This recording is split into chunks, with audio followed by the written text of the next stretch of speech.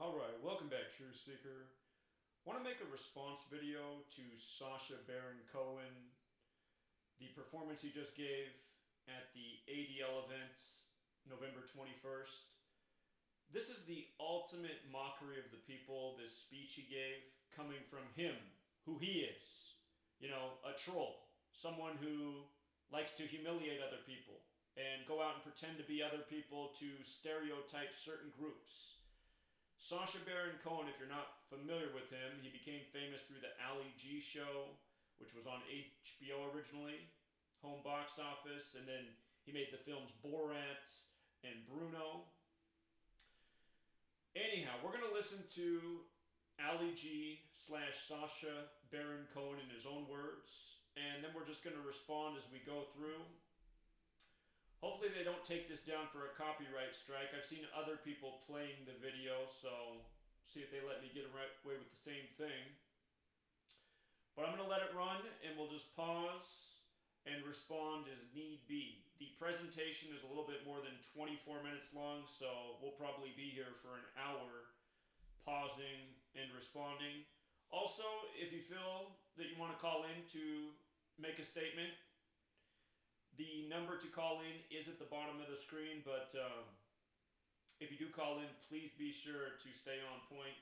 We're talking about this ADL presentation, and just before we get to it, what this presentation is about is how the tech companies need to further censor the truth community, as if it could go any further than it already has.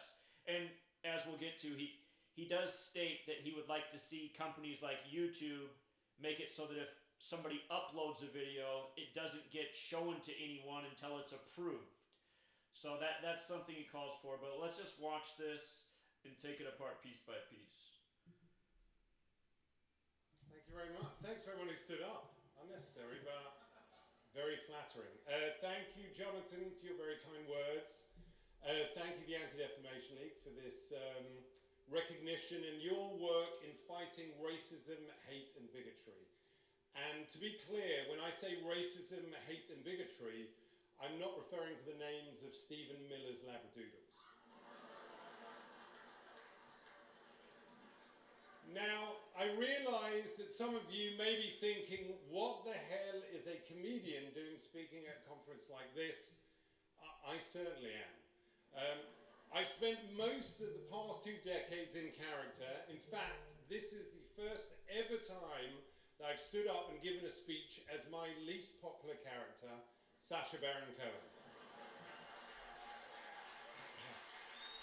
You know what? And actually, I'm just going to pause right there. I was going to save this till later, but since he did make the point about a comedian giving this speech, let me pull up the blog post I did on this, and I just want you to see that I don't think it's any coincidence that they had a comedian up there to give this presentation, which is an absolute mockery of the people of the United States of America, on the specific day that this was done. So the speech was given November 21st. And show you what's interesting about this date, there's a few things. November 21st is the 325th day of the year, leaving 40 days remaining. And this is a very pro-Zionist speech, as you will see.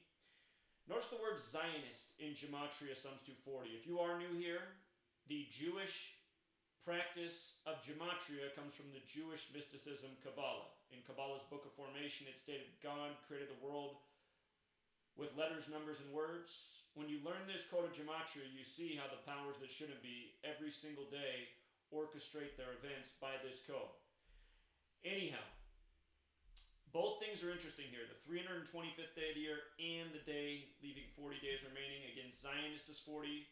For Sacha Baron Cohen, November 21st was his 40th day of his age as well. His birthday is October 13th. A bit like 113, which reminds of the Talmud. Bava Kama 113a, that says it's okay for somebody who's Jewish to lie to somebody who isn't. And if you're familiar with the characters he plays, that's what he does. He goes and he lies to everyone. He pretends to be something. And you know what, to be perfectly honest, I mean, some of his skits are funny. You know, he's put out some funny work, but it's also crude. And I mean, he does things like, you know, jerks off in public and puts, you know, bags of human feces in front of people's dinner tables. I mean, the guy's done a lot of sick stuff. So, as we'll get to, it's just recognizing what Sacha Baron Cohen is and how he became famous. For him to be giving this speech that we're going to watch, I mean, it's just ridiculous. But here's the thing about it being the 325th day of the year. Scottish Rite of Freemasonry equals 325, and when you use the alphabetic order and rules of numerology, Scottish Rite of Freemasonry equals 127. And if you go in any Scottish Rite temple, it's full of seals of Solomon, which are also the Star of David, the symbol of Israel. And notice the name Sacha Baron Cohen. Notice what it equals, 127. And if you're not aware, the most Jewish branch of Freemasonry is the Scottish Rite.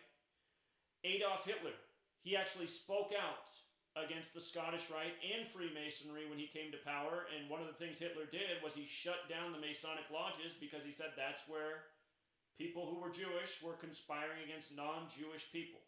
And that isn't to say that everyone in Freemasonry is Jewish or that everyone who is Jewish in Freemasonry is conspiring against everybody else, but this is a historical fact.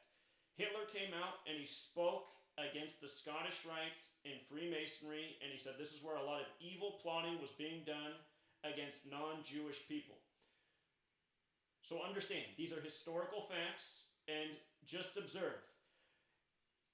Sacha Baron Cohen is going to get to the Protocols of Zion and say how they're a work of fiction. Well, the Protocols of Zion, a lot of the things they pointed out, whether they're fiction or not, they're hard to argue against. One of the things stated in the Protocols of Zion is that Judaism wanted to turn society into filth, and then you look at somebody like Sacha Baron Cohen and the work he puts out, and I would say, well, that doesn't make the Protocols of Zion a fictional document. I mean, the things that it said, a lot of them are absolutely true. And again, this isn't true of all Jewish people, but we're addressing what's being done here and we're pointing out historical facts. As for November 21st, 2019, that was a date with a life lesson number of 44. Look at the word comedian in gematria. It sums to 64 and 44. Zion sums to 64 and 44. ADL, this is what the event is for, the ADL sums to 64. Israel sums to 64. Sacha Baron Cohen also sums to 64 with the alphabetic order and rules numerology. And to build on that list, a little more decoding on the ADL. Again, we talked about the 64 with ADL, Israel, Zion. Synagogue of Satan sums to 64. That's a name from the Bible for the people who claim to be Jews who aren't. And the people that we recognize as Jewish-ish, sort of, they don't match the physical description of the Jews in the Bible. People who have dark skin. You know, Methuselah, the oldest Jew or Hebrew from the Bible, there's a story about how he gives birth to Noah, who's an albino, and he's weirded out by that. So, the Jews in the Bible have dark skin. They don't look like Sacha Baron Cohen. The ADL stands for Anti-Defamation League, which sums to 84, like Zionism, like Masonry, like United States of America. Mark Zuckerberg is a big focus of Sacha Baron Cohen's speech. Mark Zuckerberg equals 84. Of course, he's Jewish. His birthday is May 14th, 1984. Not unlike Israel's birthday, May 14th, 1948. Sacha Baron Cohen is 48 at the time of this speech. His 40th day of being 48 years old. So, anyway. Just want to address the significance of the date Sacha Baron Cohen gave this speech. And here, we'll let it run. I'll interrupt when I want to chime in. Here we go. And I have to confess, it is terrifying. I realise that my presence here may also be unexpected for another reason. At times, some critics have said my comedy risks reinforcing old stereotypes. The truth is, I've been passionate about challenging bigotry and intolerance throughout my life. As a teenager in England, I marched against the fascist National Front and to abolish apartheid. As an undergraduate, I travelled around America and wrote my thesis about the civil rights movement with the help of the archives of the ADL. And as a comedian, I've tried to use my characters to get people to let down their guard and reveal what they actually believe, including their own prejudice. Now, so I just want to pause right there. He's going to bring up about how he marched against apartheid. Why bring that up if you support Israel? Because what Israel's doing is no different to the Palestinian people. You know, no mention of that. Think about it. I'm not going to claim that everything I've done has been for a higher purpose. Yes, some of my comedy, okay, probably half my comedy has been absolutely juvenile. And the other half completely puerile. But I admit there was nothing particularly enlightening about me as Borat from Kazakhstan, the first fake news journalist, running through a conference of mortgage brokers while I was completely naked. But when Borat was able to get an entire bar in Arizona to sing "Throw the Jew down the well," it did reveal people's indifference to anti-Semitism. When, as Bruno, the gay fashion reporter from Austria, I started kissing a man in a cage fight in Arkansas, nearly starting a riot, it showed the violent potential of homophobia. And when disguised as an ultra-woke developer, I proposed building a mosque in one rural community, prompting a resident to proudly admit, "I am racist against Muslims," it showed the growing acceptance of Islamophobia. That's why I really appreciate the opportunity to be here with you. Okay, so I want to comment on two things that were just said. One, Islamophobia. Who's made the world Islamophobic? Is it not the mainstream media in really the post 9/11 era? And even before 9/11, there were still stereotypes that were put out through the media and through Hollywood that demonized the Muslim world, but it's gotten a whole lot worse post 9/11. And recall, right after 9/11, it was Ehud Barak, the leader of Israel, who came and said we needed to declare wars against Muslim nations in the Middle East. And it's no secret who controls the media. You know, it is no secret. People say it's anti-Semitic to say that the media is largely controlled by Jewish interests, but it's not anti-Semitic, it's a fact. It is a fact. It's a 1000% fact. Prove otherwise, you cannot. And then the other thing is, you know, the ADL and its supporters, they like to bring up how often, you know, people are indifferent towards anti-Semitism. But again, they never address what could possibly be behind the history of Jews being banned from so many countries. Things don't happen without reason. There's a reason that Jews have been banned from over 100 countries in the history of this world. You know, it's not just because people don't like the way the word Jew sounds or something like that. It's because there's something deeper there. And it does go to the Talmud and some of the Jewish texts. Because the Talmud states that Jews are God's chosen people and everyone else is not human. That is what is written in the Talmud. If you are not Jewish, you are not worthy of the title of human. Only Jews are humans. Non-Jews are considered no different than animals, than cattle on the farm. This is what's written in their holy book. And there's nothing anti-Semitic about pointing this out. But it is because certain Jews, and again, it's not all Jews that believe this. I mean, most Jews are like most people in any other religion. They've never even opened up their book or read it or know anything about their religion. But some do.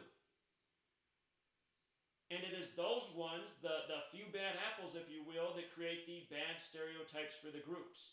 And no doubt the people who control the media, they know what's in the Talmud. You know, Sacha Baron Cohen probably knows. So, again, what these people are like the bullies at school who love to pick on everybody else and, you know, beat up on the smaller individuals. But then when somebody comes along who's their own size and shoves them to the ground, then they cry and scream foul and say, you know, what a horrible person. What an evil, horrible person they are. You know?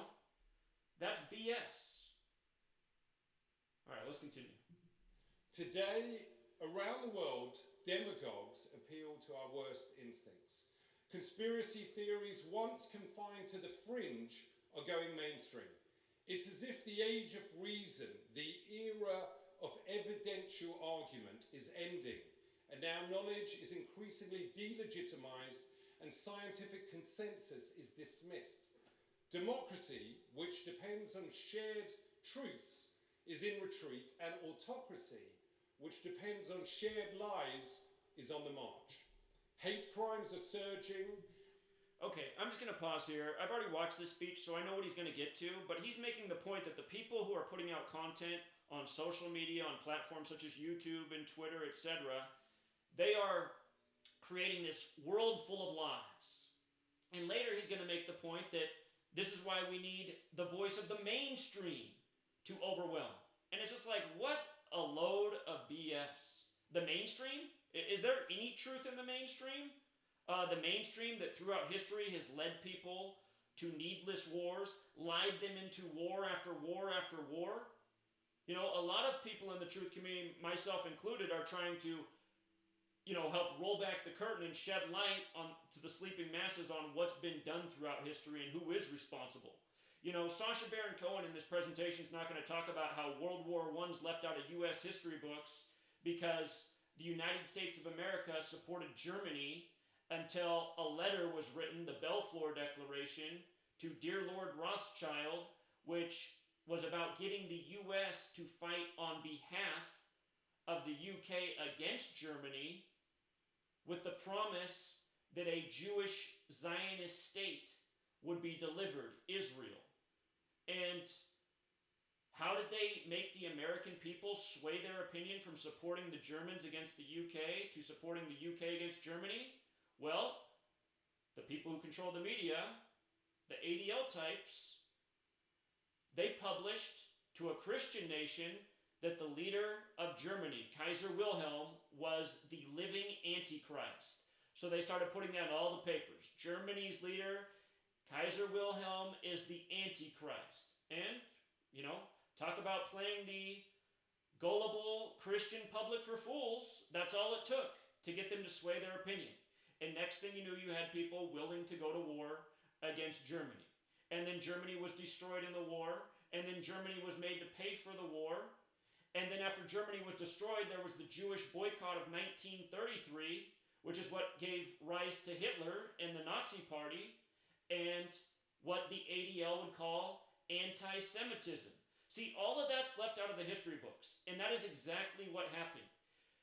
Hitler wasn't an accident. Hitler was a response to what was done, So you don't get any of this. And realize, it was the mainstream media, for the past century that's lied to everybody about everything and for the sake of an agenda. A very Zionist agenda. Absolutely 100%.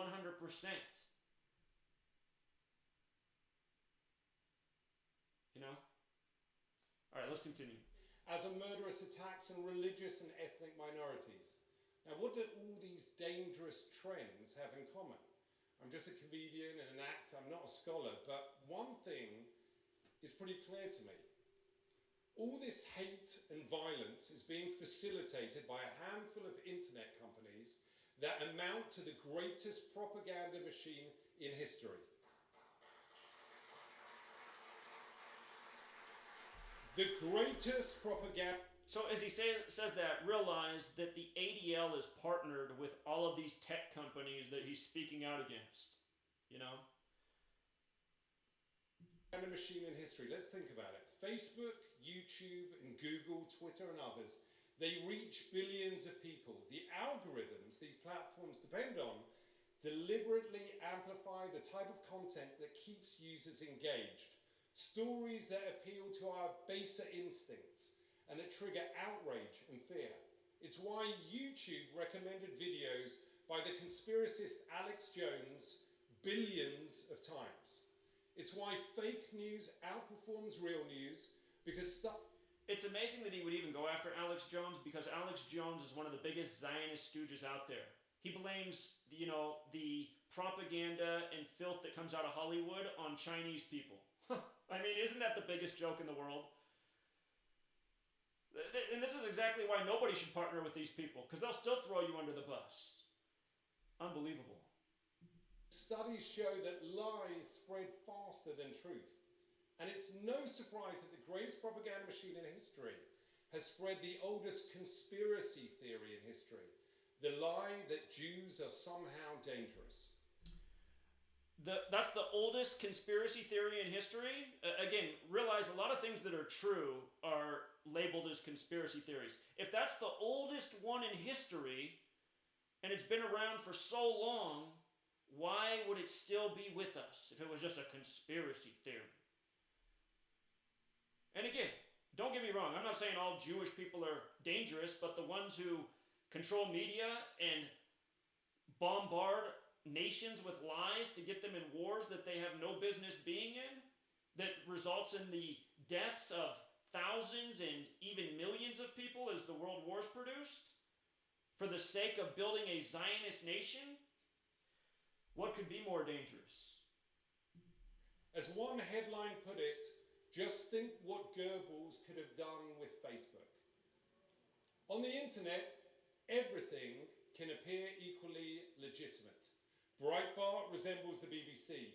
The fictitious protocols of the Elders of Zion look as valid as an ADL report. And the rantings of a lunatic seem as credible as the findings of a Nobel Prize winner.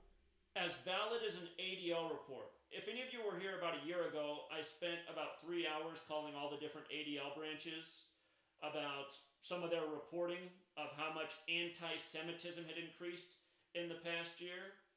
And I was asking them where the data and information was from and how they arrived at the figure they did. And not a single person had an answer. And as I showed them, the rise in the percentage was a encoded gematria value that had to do with Jewish. So, again, the information that the ADL puts out, which he says is factual, it's not. They can't even, nobody at the ADL can even support their own reports or where the information comes from. I verified that by calling, all 20-some branches of the ADL, and not a single person had an answer. We have lost, it seems, a shared sense of basic facts upon which democracy depends. When I, as the wannabe gangster Ali G, asked the astronaut Buzz Aldrin what was it like to walk on the sun, the joke worked because we, the audience, shared the same facts.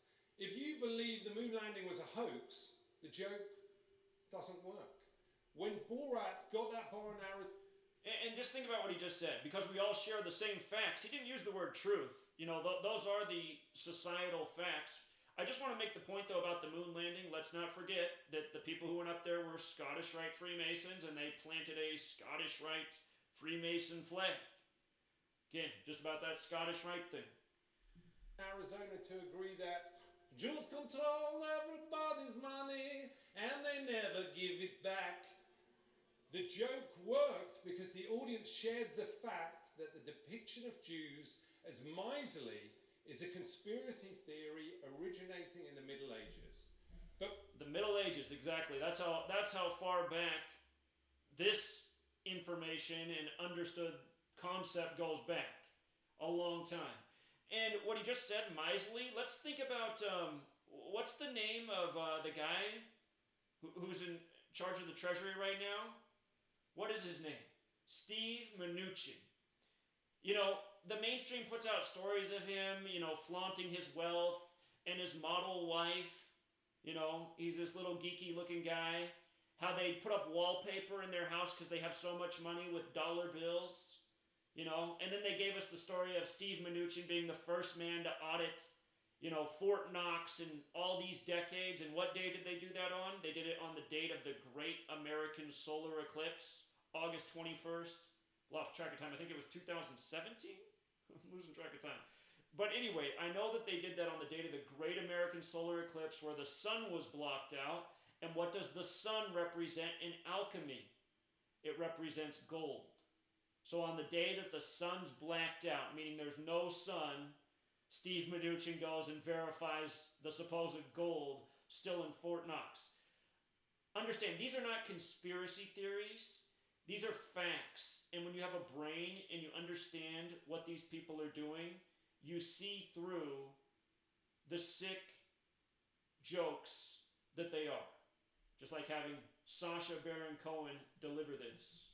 But when, thanks to social media, conspiracies take hold, it is easier for hate groups to recruit, easier for foreign intelligence agencies to interfere in our elections, and easier for a country like Myanmar. And just realize what he's talking about right now is all based on the fake news. Russia had nothing to do with the outcome of the rigged election that was rigged for Donald Trump all the way.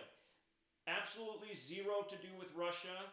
Again, the mainstream is nothing but lies. Just feeding people nonsense, lies, crap, propaganda, this whole impeachment thing. But why would anybody go to Ukraine to get dirt on Joe Biden? I mean, all of this stuff, when you know the knowledge of Kabbalah and Gematria and alchemy and Hermeticism and what these people work by, you see through all of the rituals. All of this is garbage.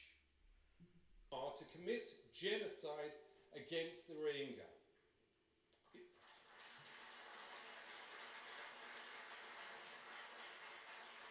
Now, it's actually quite shocking how easy it is to turn conspiracy thinking into violence. In my last show, Who is America, I found an educated, normal guy who had held down a good job, but who... You know what? I just want to pause right there. Yeah, it is easy to turn conspiracy thinking into violence. A real conspiracy has been waged against this nation and many other nations many times that was then led people into needless wars. Hello, September 11th, 2001.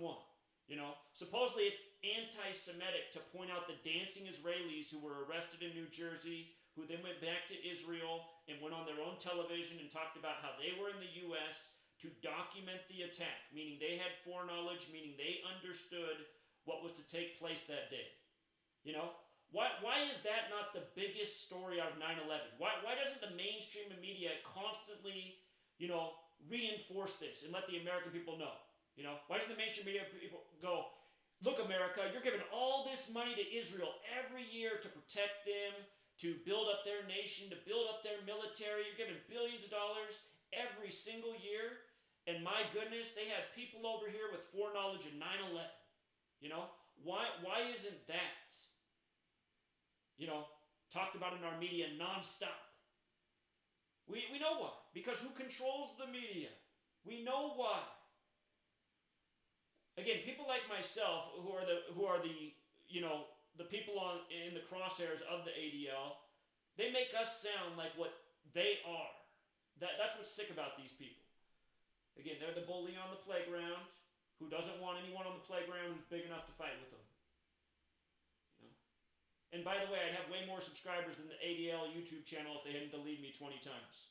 A network with millions of people, and a very small following on YouTube. Quite pathetic. Who, on social media, repeated many of the conspiracy theories that President Trump, using Twitter, has spread more than 1,700 times to his 67 million Twitter followers. And let's just stop right there. Think about how they use Trump. See, Trump is a puppet. A lot of people don't get this. A lot of people think Trump is this opposition to the cabal. I don't know how you can possibly think that in light of the fact that his whole administration's all people that have been there for all these years and decades, just like every other president who comes in. But, I mean, to act like, for the ADL to go against Trump, okay, Trump is Jewish. All of his children are married to Jewish families, except for the little Baron. He was at Jerusalem on Jerusalem Day wearing a yarmulke, praying up against the Western Wall. His face is literally on a coin in Israel right now, being sold to raise funds to build the third temple. Again, it's just like Alex Jones and Trump. These guys are part of the cabal. They are part of the Zionist agenda. But still, the ADL, they treat them like, what they are is their tools. They're useful idiots to help build their, censorship agenda. That's what it is. The president even tweeted that he was considering designating Antifa, who are anti-fascists who march against the far right, as a terror organization. So, disguised as an Israeli anti-terrorism expert, Colonel Eran Morad, yalla, let's go. Disguised as him, I told my interviewee that at the Women's March in San Francisco, Antifa were plotting to put hormones into babies' diapers in order to make them transgender. And this man believed it. I instructed him to plant small devices on 3 innocent people at the march and explained that when he pushed a button, he'd trigger an explosion that would kill them all. They weren't real explosives, of course, but he thought they were. I wanted to see, would he actually do it? The answer was yes. He pushed the button and thought he had actually killed 3 human beings. Voltaire was right when he said, "Those who can make you believe absurdities can make you commit atrocities." And social media lets authoritarians push absurdities to billions of people. Now, in their defense, these social media companies... This whole argument is bullshit. To watch a YouTube video is somebody's choice. You know, if a video comes on after a video that you chose to watch and you don't like it, you can turn it off. You can turn it right off. You can go on to the next video. You can shut down your browser. To say that it pushes it on billions of people, I mean, it's just a bullshit statement. What's pushed on us are things like the ADL. You know, this is what's pushed on us. Have taken some steps to reduce hate and conspiracies on their platforms, but these steps have been mainly superficial. And I'm talking about this today because I believe that our pluralistic democracies are on a precipice, and then the next 12 months in the role of social media could be determinant. Now, British voters will go to the polls while online conspiracists promote the despicable theory of the Great Replacement, that white Christians are being deliberately replaced by Muslim immigrants. Americans will vote for president while trolls and bots perpetuate the disgusting lie of a Hispanic invasion. And after years of YouTube videos calling climate change a hoax, the United States is on track a year from now to formally withdraw from the Paris Accords. Okay. So, again, September 11th happens. The mainstream media scares everybody about Islam, making it seem like every Islamic person is a terrorist. This was done by the mainstream media, not by people on YouTube. YouTube didn't even exist at the time. And, again, who was behind that agenda? And then think about what happened. After scaring the populace about Islam, then the policymakers in the United States began bringing in a lot of Muslim refugees to the United States of America. And this pattern has persisted throughout history. It's just like after Vietnam, they started bringing in Vietnamese refugees. You know, they teach the entire American populace to hate Asians, to use all the, derogatory terms, the ch, the g, you know what words I'm saying? They teach the populace to hate a certain group of people, and then they funnel them in to the country where they're teaching people to hate. This is not the work of social media. This has been going on for decades. And it is not hard to see who's been behind it the whole time. Again, it is a certain group of people. The group of people, the protected group, as the ADL refers to, that are behind this. And then they want to get on here and blame social media for this. I mean, this is just the biggest load of bullshit there ever was. And then what's he saying? We're getting out of the Paris Accords because of people on social media? I mean, bullshit. And are the Paris Accords really going to help, curb pollution? I mean, give me a break. That's not the way, the planet is healed. It's just all garbage. I mean, I do think it's a shame that the government doesn't take more steps to help people be more proactive about taking care of the environment. But I mean, the Paris Accords, this stuff is garbage. I think the Paris Accords is about carbon taxes, which is about more taxes. I mean, making money off pollution. Ugh. Anyway, let's continue. Of bigotry and vile conspiracy theories that threaten our democracy and to some degree our planet.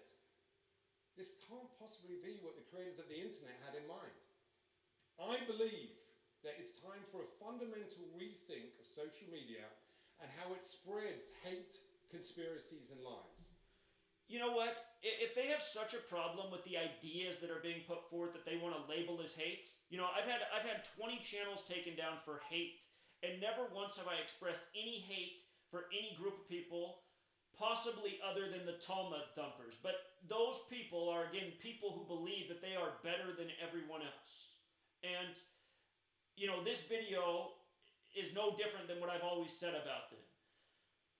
So anyway, if they want to win the battle of ideas, then they need to put out better ideas than the ones that they have a problem with. They need to win by having an intellectual debate. They cannot do that. And they know they cannot do that because it is the truth. And they don't want to go up against the truth. They want to drown it.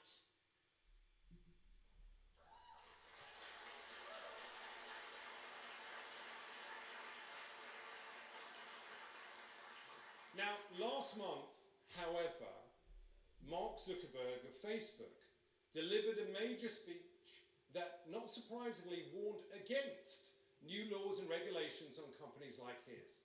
Well, some of these arguments are simply, pardon my French, bullshit.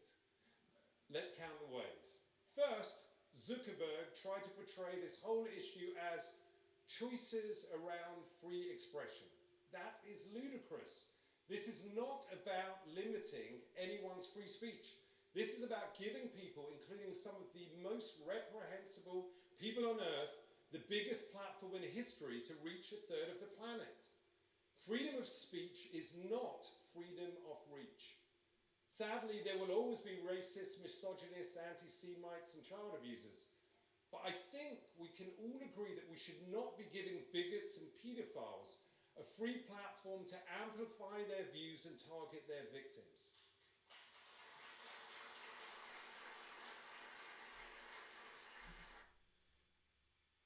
In a way, what he's saying is very true also of the mainstream media. Think about what's happened to younger people. They've been targeted with all of this programming that's supposedly for young people, for children. But if you actually take the time to watch a lot of this stuff, it's broaching adult subjects that, really shouldn't be there for a 10-year-old or a 9-year-old or an 11-year-old. And, a lot of sexual tones. And then you just look at the way they have young children dressing. All of this stuff is by design. They get this kind of programming through the media, through the entertainment, through the shows, through the music. And then, the fashion, the parent goes to shop at the store, and it doesn't matter what store they shop at, the jeans get tighter and tighter, the skirts get shorter and shorter, the bathing suits get smaller and smaller. Again, the things that they're blaming the online community for are things that are being done by the mainstream.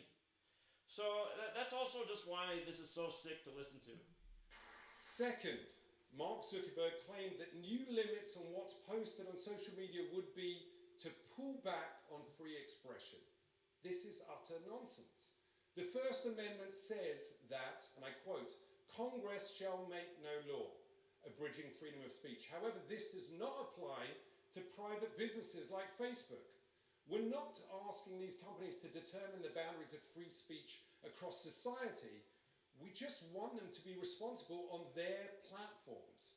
Now, if a neo-Nazi comes goose-stepping into a restaurant and starts threatening other customers and saying he wants to kill Jews, would the owner of the restaurant, a private business, be required to serve him an elegant 8-course meal? Of course not. The restaurant owner has every legal right, and indeed I would argue a moral obligation, to kick that Nazi out. And so do these internet companies. And let's be honest, is that a good analogy? Is posting a video online anything like being in a restaurant ranting? No, it's nothing. It's nowhere near the same. A public space where everyone has to hear what you're saying if you're doing it is nothing like uploading a video which somebody chooses to watch or not watch. And, hold on, we got a call here. Let me take this call real quick. Caller? Hey, Zach. This is Reverend Flicker from Indiana. I just want to make a quick comment. I'm watching. All this turbulence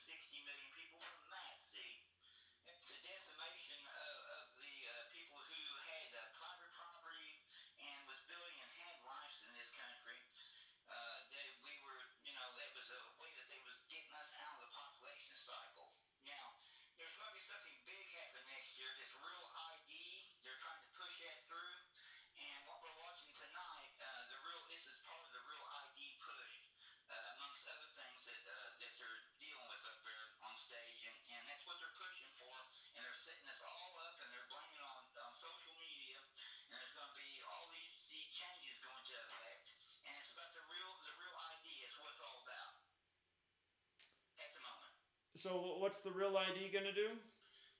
Well, the real ID, be probably like something like the communist China's got, where it's on your phone, and they're going, you might not be able to use money, and they're going to be plastic. And like in our state, you have to take a star on your license, but there's other things coming, and they won't reveal Indiana won't reveal what that is right now. They've got a list of things that you have to do to get this star on your license, but there's other things coming they won't reveal yet. Sure, I get it. It's just like down in Texas after the flooding there, they made people, if they wanted to get the money from FEMA for their lost property, they had to sign a waiver that said they wouldn't boycott Israel. And I mean, it's just like, how can that... Exactly right. It's just, and this is going on all over our country and every state. They're laying down to the district when it comes to this, but it's not really the district. It's these criminals that's in control of it. You know what, though? I mean, honestly, if that's what they're going to do, they need to take it to an absolute extreme, because that's what's going to make people eventually rise up and fight back, because that's what needs to happen. And, Well, and they know that. That's why they just nudge us along a little at a time. And but we're getting close to 2020 was when it's going to be in effect, and they want the whole thing. They're greedy and they can't wait. yeah. So we're going to have to watch our numbers real close, because there's other dates that's coming up, and there's going to be some kind of giant false flag, or maybe many of them at the same time, and they're going to usher this in. This is all setting up this bullshit we're seeing right now tonight. Things like that. Yeah, I hear you, man. All right, appreciate the heads up on the real ID. Thank you. Thank you. All right. Keep up the good work, young man. Will do. All right, take care. And for all the people who've called in already and I didn't answer the phone, I'm sorry. I keep getting a lot of calls from unknown, and the trolls have been really harassing me lately, so I'm just worried that some of the calls are trolls. I recognize that guy's phone number, so that's why I picked it up. I will take calls at the end, but yeah, the trolls are on the prowl. All right, let's go.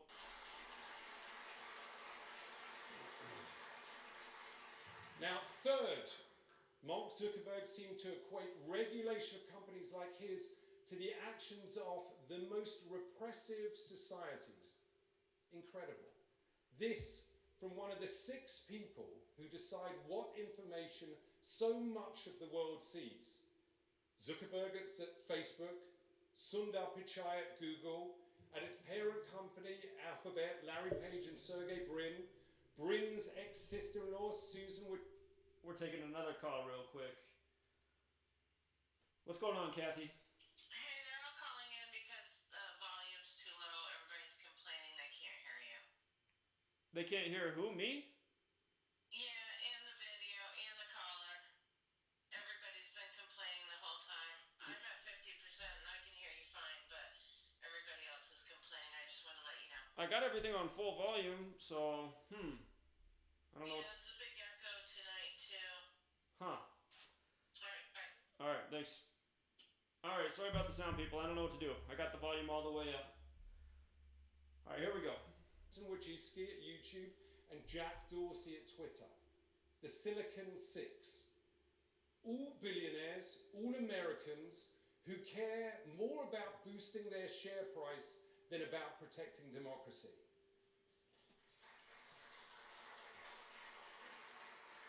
This is ideological imperialism. 6 unelected individuals in Silicon Valley imposing their vision on the rest of the world, unaccountable to any government and acting like they're above the reach of law. It's like we're living in the Roman Empire and Mark Zuckerberg is Caesar. At least that would explain his haircut. Okay, so, first of all, I mean, who can relate with what he's saying right now in November of 2019? His whole speech is about how the tech companies are letting these horrible people get away with these terrible things online. This isn't happening at all. The entire truth community has been censored since June of 2017. Let's not forget the order that things took place in. Bilderberg Conference happens. Bilderberg Conference. World elite. Mostly non-elected people, but super rich, super powerful people. June of 2017, they have their conference, and one of the bullet points on there is what to do about the YouTube truthers. Well, my channel was one of the first to go after that conference, June of 2017. Since then, I've had my channel deleted about 20 times. Every time it gets deleted, it's for hate speech, and I'm not doing any hate speech. You know, I was just suspended on my latest new channel for the last week for doing a video that had 0 hate speech in it. I just showed how I told people to circle the date, November 14th, 2019, a month in advance. It would be a date with a tragedy in the news, perhaps a shooting. And that's exactly what we got, a high school shooting. So I said, here's the date we said to circle, and look at what the typical numbers are showing up again. You know, where's the hate speech in that? What I'm trying to do is enlighten people to the fact that we are living under a real agenda that's about scaring us, that's about manipulating us, that's about making us give up our rights and liberties, that's about making us shut up. You know, I'm exposing people who are full of nothing but hate. And then I'm getting labeled, you know, the hate speaker and getting censored and taken down. And then Sacha Baron Cohen's talking about, you know, things that aren't even happening and saying we need even more censorship. I mean, this is insane. And from this guy who goes in Times Square and jerks off in front of a poster of Victoria's Secret and then takes a shit in a bag and brings it to somebody's dinner table, I mean, that's who Sacha Baron Cohen is. You know, guy that pretends to be gay and dresses up in a thong and, you know, puts his junk in people's face. I mean, this guy is a perverse human being. Calling for censorship of others? It's just, this is why the protected group has been banned from hundreds of countries. This is why, right here. Now, here's an idea.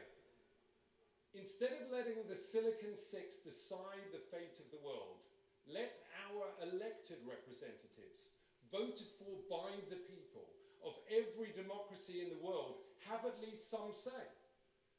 Fourth, Zuckerberg speaks of welcoming a... And I just want to pause right there. That's just an illusion. Most of these nations that supposedly have democracies or democratic republics like us in the U.S., that is just all bullshit. We live in the land of kings and queens. The elections are frauds.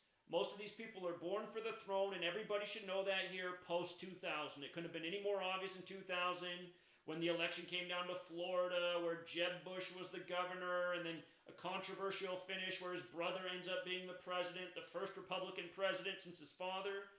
You know, don't even get me started on the gematria piece where Florida equals 43, W became number 43, Jeb was the 43rd governor of Florida, his father was the 43rd vice president, Yale equals 43, both members of the secret society Skull and Bones, a Masonic order.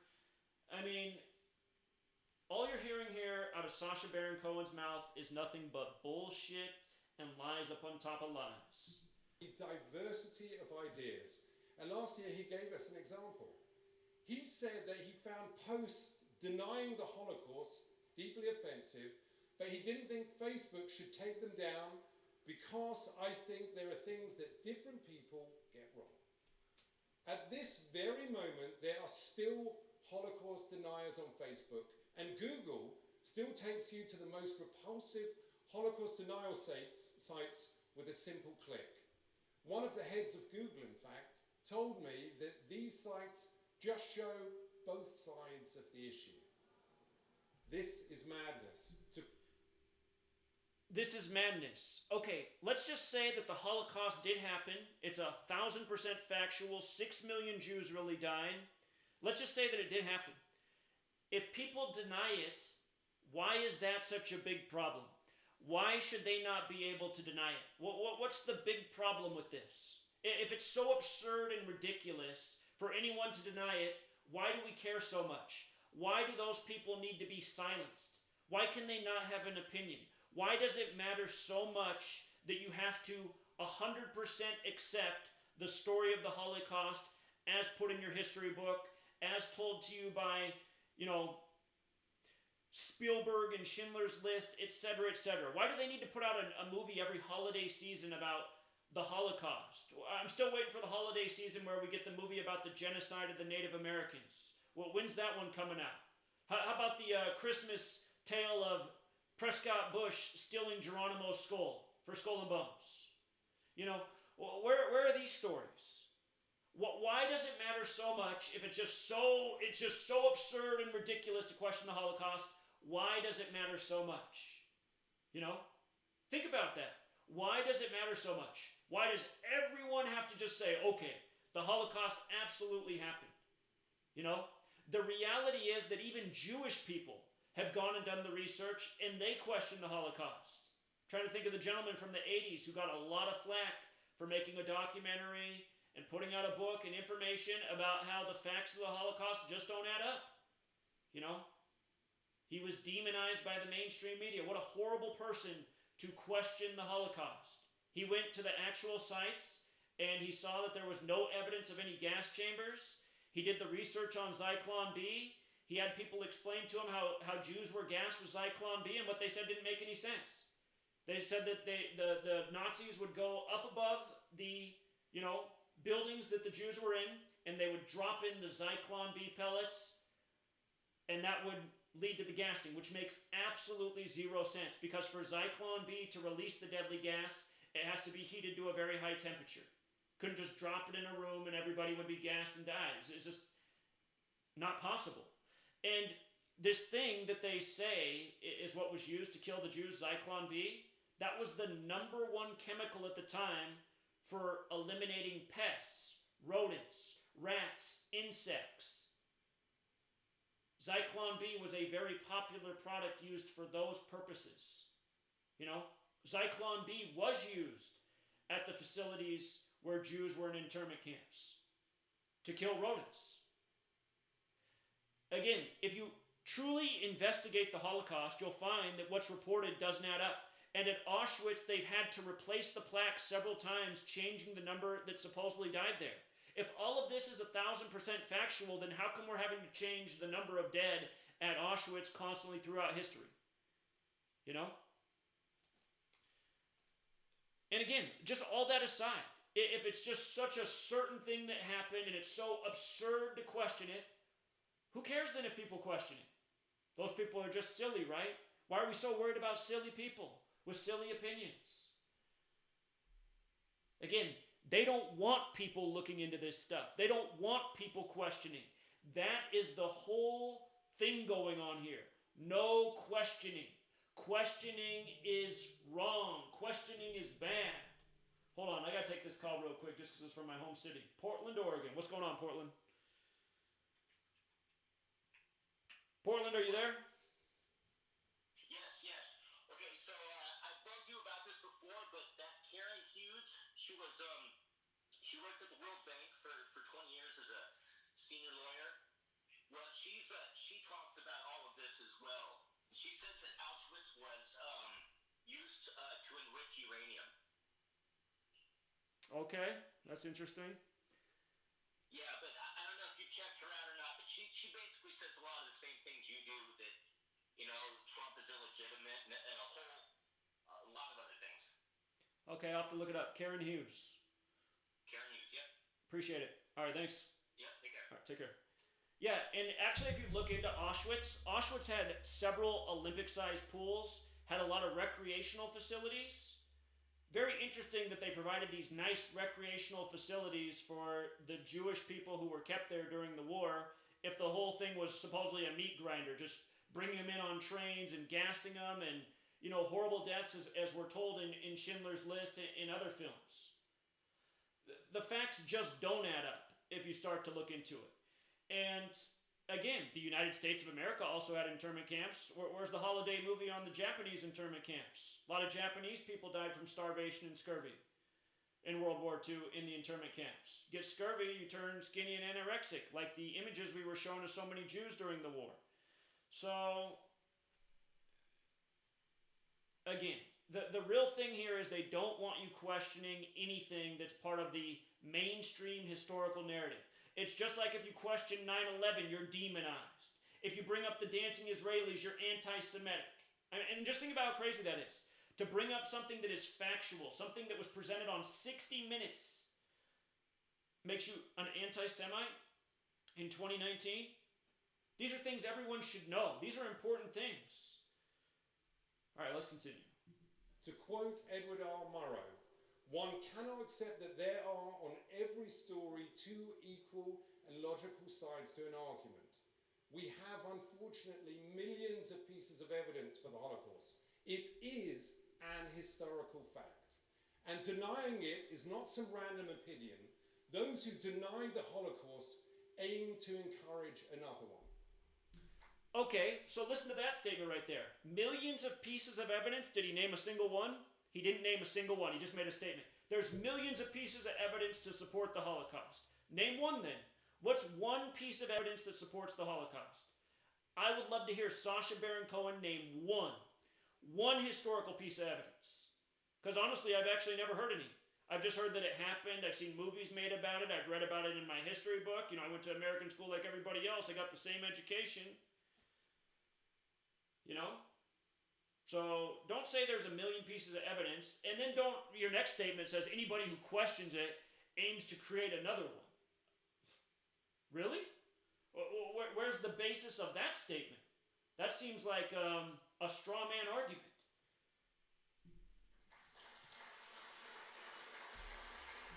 And to clap for that, you have to be a chump. Let's be honest. Still, Zuckerberg says that people should decide what is credible, not tech companies. But at a time when 2/3 of millennials say that they haven't even heard of Auschwitz, how are they supposed to know what's credible? How are they supposed to know that the lie is a lie? There is such a thing as objective truth. Facts do exist. And if these internet companies really want to make a difference, they should hire enough monitors to actually monitor. Work closely with groups like the ADL and the NAACP, insist on facts, and purge these lies and conspiracies from their platforms. And the truth is, truly, that the Holocaust probably is a real conspiracy waged against the people of this world. Because again, think about this. What is truly a conspiracy about World War II is that no one is informed about what really happened in World War I. Okay, that whole historical, factual event of the Balfour Declaration and getting the U.S. to fight against Germany so that the Zionist state of Israel could be created, which was supposed to come out of World War I but didn't, so they needed even more, thus World War II and the story of the Holocaust. See, because all of that is left out of the history books, you can just see that there is a conspiracy going on. That is proof of a conspiracy. That's proof that people are purposely being misled and not given all of the needed information to understand what really went on with the world wars. That is a conspiracy. So to think that the Holocaust, which fits right in with that, I mean, the Holocaust is the justification for creating Israel. So, anyway, that is a real conspiracy. If that's a real conspiracy, which it is, could the Holocaust be as well? And this is again why we need to be able to have this discussion. And we're almost to the point where you can't. I mean, I won't be surprised if I wake up tomorrow and this video is taken down for hate speech because the same thing's already happened to me 20 times before. This is exactly why my videos get taken down. This is what's called hate speech. If somebody out there is listening who's just so disgusted by me, please do call in. I'll give you the floor. I would love for somebody to call in right now who says that, you know, I'm just making them so disgusted. They can't stand my hate speech. Sacha Baron Cohen's right. I'm an evil human being. You can call in and say that right now. The number's on the screen, the 509 number. Don't call in right now unless you have that to say to me. Because I would love for somebody out there who's just so disgusted with me, who just thinks this video should be deleted, who happens to be watching right now in horror. I would love to hear them call in. And after they get done telling me how I'm so horrible, I'm just going to ask them, okay, exactly what's so horrible about what I'm doing? You know, in the ADL who's behind getting a lot of my channels taken down. Why don't they ever call in? Why doesn't a representative from the ADL call in and explain? You know? Battle of ideas. Let's have a debate.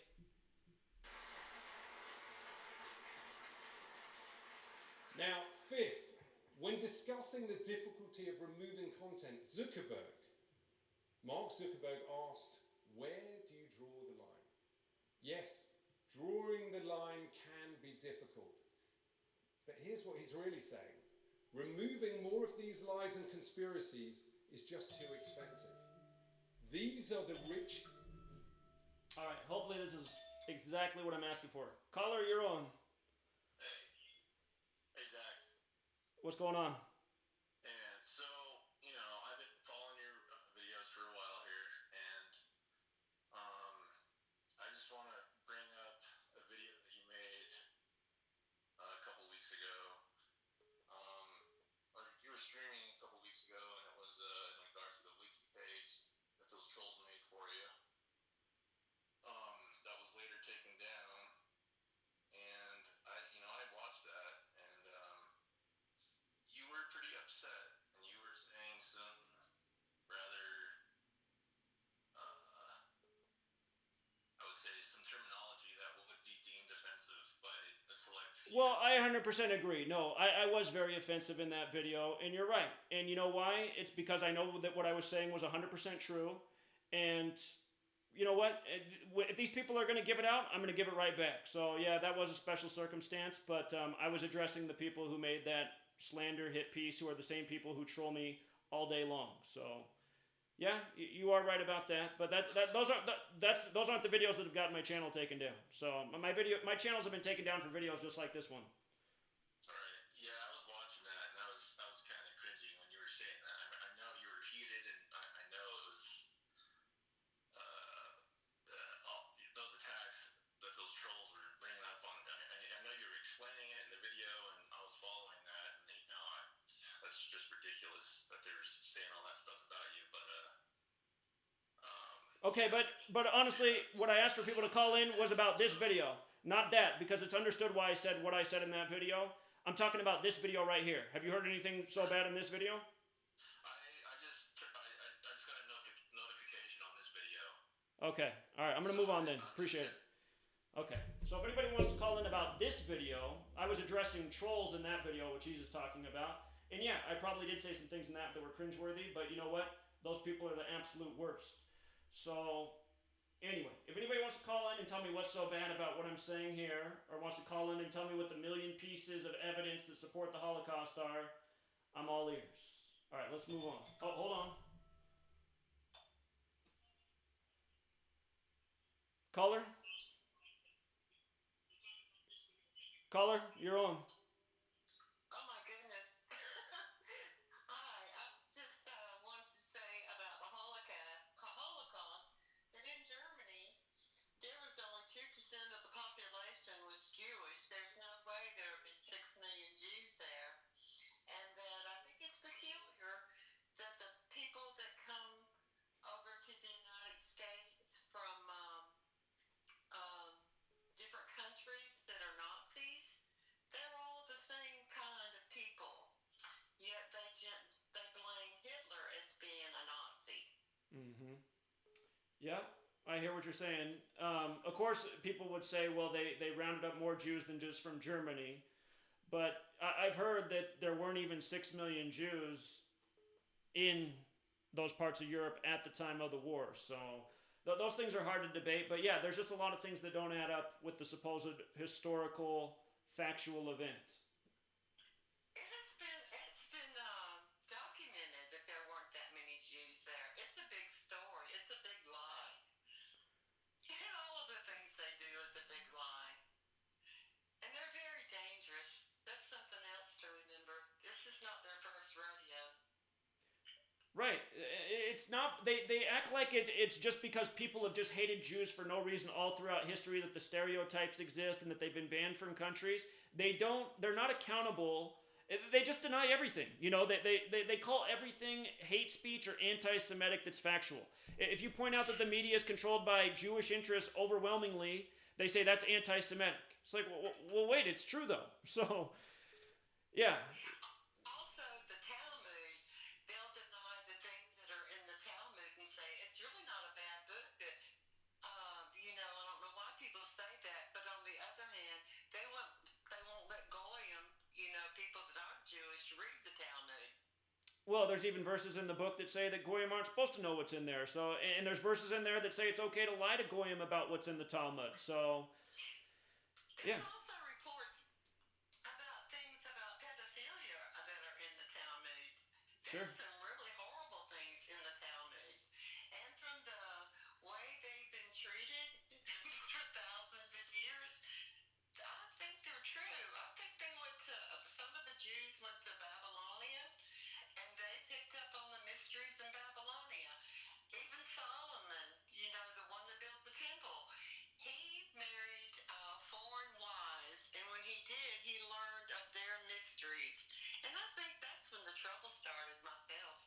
Well, that's where all this knowledge comes from. That's where Kabbalah and Gematria and all these things, that's where it all traces back to, is Babylon. So. And they were children sacrificers. They burnt their children.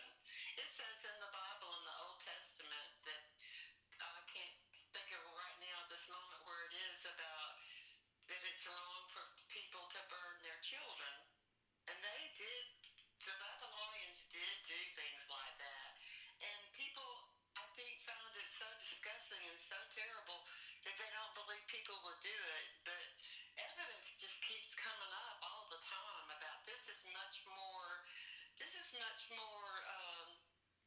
in our world than we ever thought about. And you think about, I don't know, the Balfour Agreement, that was by the Rothschilds. And the Rothschilds really they're really not practicing Jews. They just stand behind that they're Jews. They're not Jews. Right, they're false Jews. They're referred to as the synagogue of Satan in Revelation. Absolutely. Jesus called them false Jews. Jesus called the Sanhedrin and the Pharisees the synagogue of Satan. Indeed. It's not new, but I'm kind of glad that people are finding out about it. Yeah. And also notice that the trouble we're having in Ukraine is not got anything to do with the Christian population in Ukraine. They're all Jews.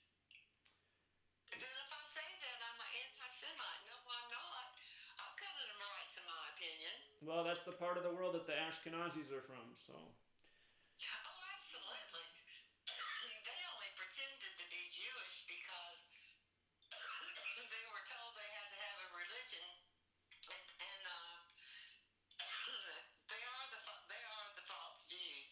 Mm-hmm. It was good talking to you. All right. Well, I appreciate your call. Thank you. Bye-bye. All right. Take care. All right. A lot of people are trying to call in right now. It's a cell phone. I can only take one call at a time. Gonna move on with the video, but I'm sure we'll have more callers here before long. Richest companies in the world, and they have the best engineers in the world. They could fix these problems if they wanted to. Twitter could deploy an algorithm to remove more white supremacist hate speech, but they have reportedly haven't, because it would eject some very prominent politicians from their platform. Maybe that wouldn't be such a bad thing.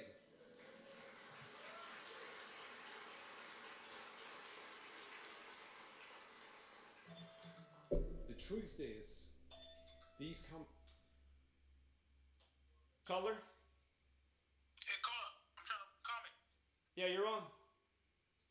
Hey, caller, I was trying to challenge you about you calling Jews fake and calling the Holocaust fake and everything fake. That's I don't know how you come to that conclusion that the Holocaust is fake. Have you read the Bible?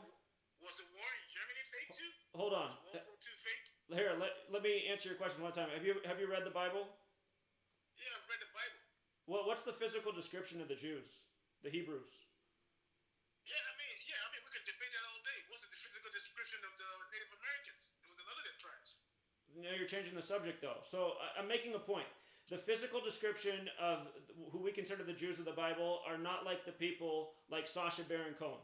You know, even myself, honestly, a lot of people think I look Jewish, which I don't even, my dad doesn't know who his dad is, so it's possible that I am part genetically Ashkenazi or whatever most people recognize as Jewish. But the point is that Sacha Baron Cohen, myself, we don't look like the Jews from the Bible, okay? So we're making the point about how the Bible states that in the... So you're saying black people are the Jews from the Bible? I am saying, yeah, people of darker complected skin, absolutely. I mean, the Indians are dead. We got Indians that are dark complexion skins. Are they Jews too? Well, there are 12 tribes, so...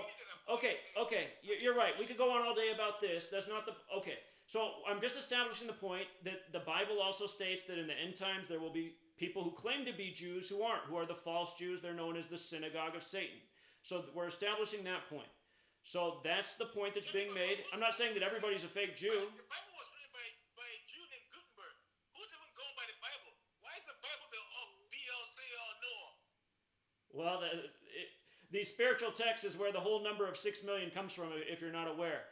So, okay, we're just establishing the point about that there are people who are false Jews, who aren't even truly of the spirituality. So that's the point. But what's that got to do with Israel, though? Well, again, who's behind the document that set forth the idea of the Zionist nation of Israel? Is it not the Rothschilds in the Balfour Declaration? And they are... You're right about that. But a lot of countries were created during... a lot of countries have been created. It's 60 different countries in Africa that was created. Okay, but tens of millions of people died in world wars to establish Israel, and the Second World War was absolutely all about the agenda out of the Balfour Declaration, which almost nobody knows about. You don't think that's a big deal? No, but you're saying that they fought the war just to establish the country of Israel. They did. That's exactly what they did.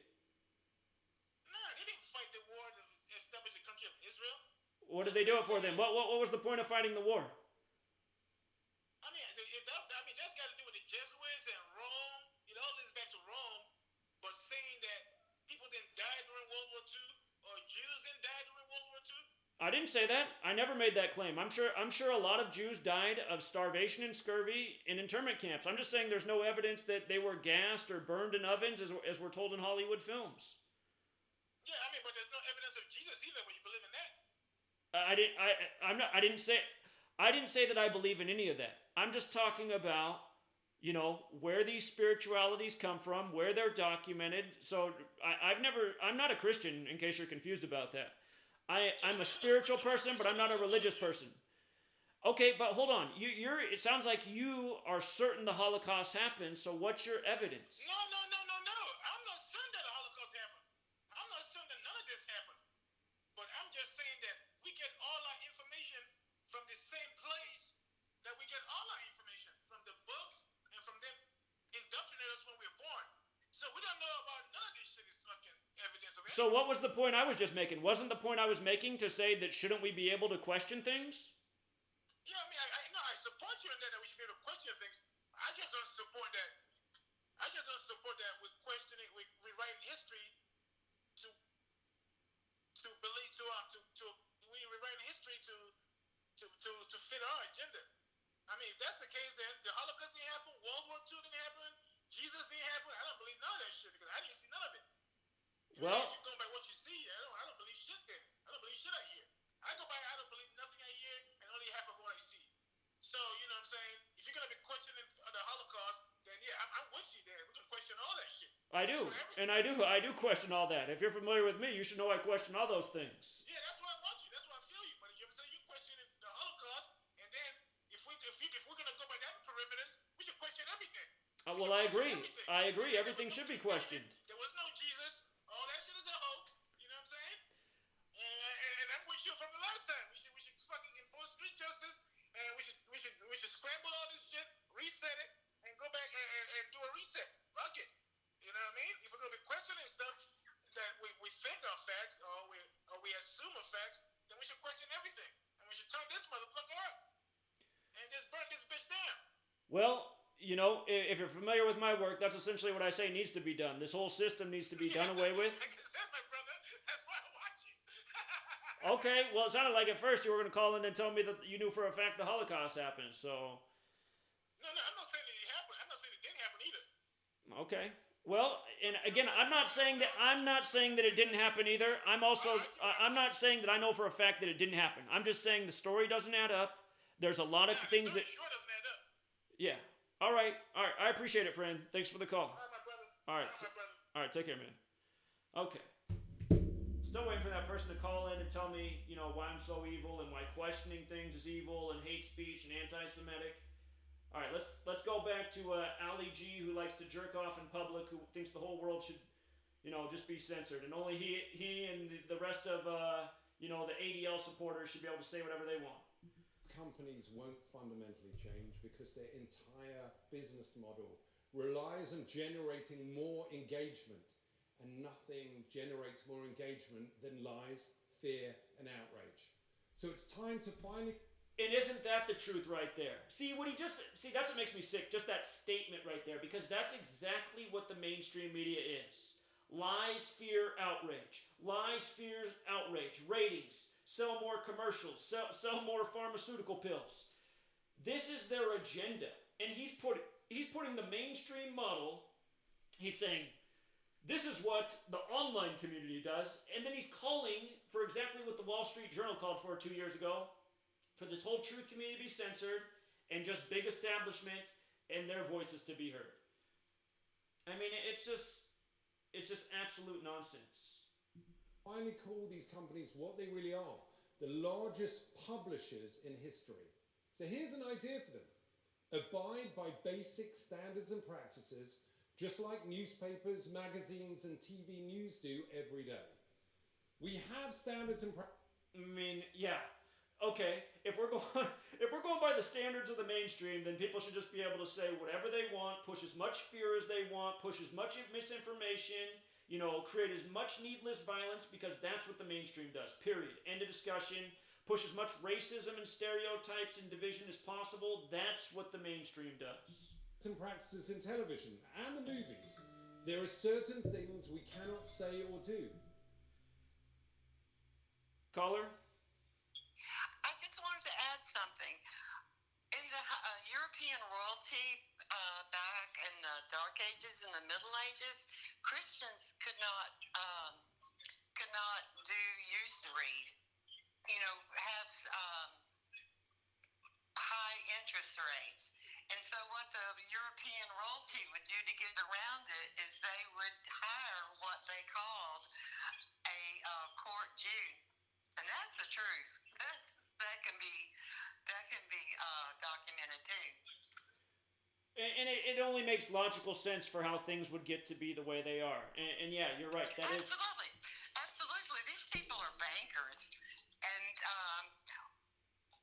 the Depression was caused because they called in, they gave easy money out to all these people, then they called in all the loans, and they had to pay them back right then, but it was all manipulated, and people lost everything they had, but it was manipulated by the banks. And that's what causes wars, is because these bankers, they have a way of, they can depress everything so you can buy stuff pennies on the dollar, and then too you can make weapons and you can sell them too. I think Ukraine, with this weapon thing that's going on in Ukraine with weapons, should tell you right away they're big in it, and they don't give a damn about how anybody is affected as long as they're making money from it. That's all they care about. And also, just while I'm at it, it's not just really resent people that have a name that ends with STIN or whatever, a Jewish name, and they'll anglicize their name and try to come off as Anglicans or Anglo-Saxons. If you're so ashamed of your own name, what are you up to?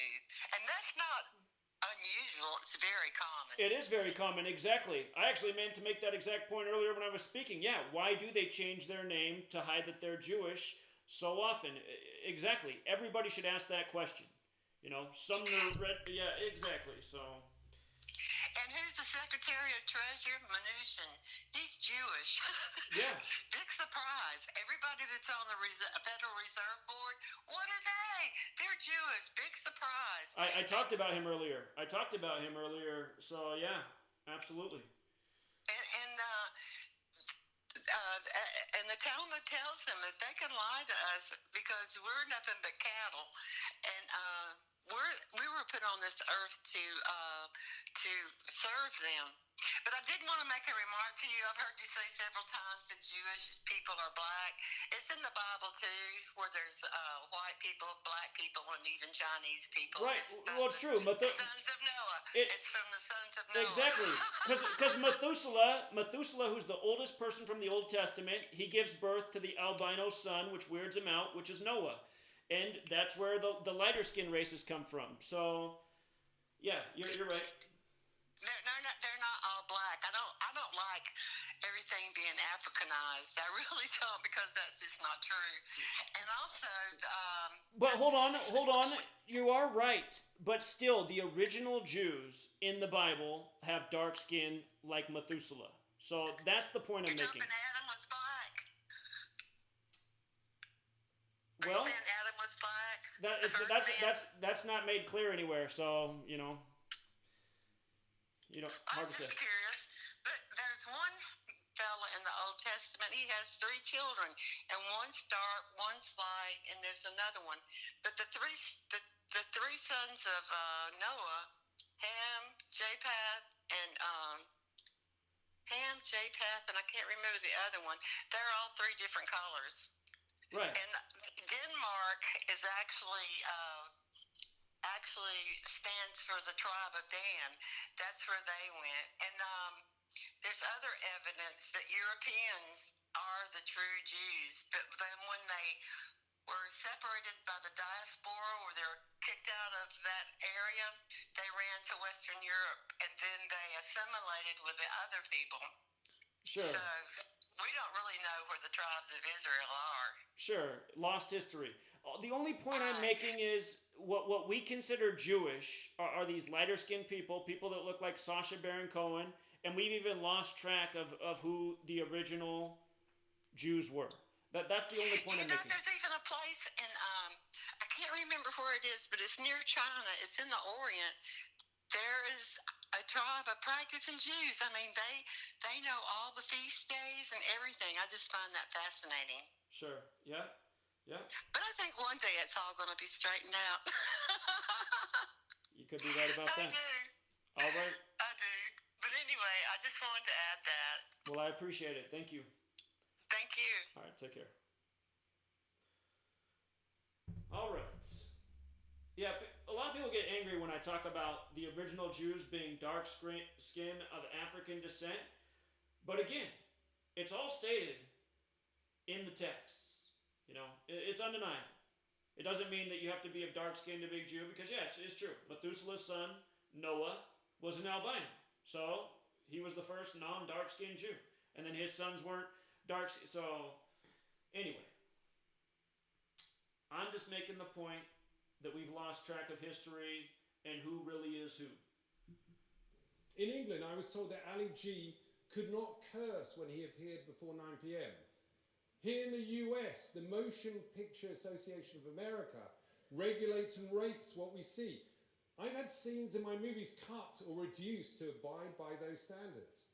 Now, if there are standards and practices for what cinemas and television channels can show, then surely companies that publish material to billions of people should have to abide basic standards and practices too.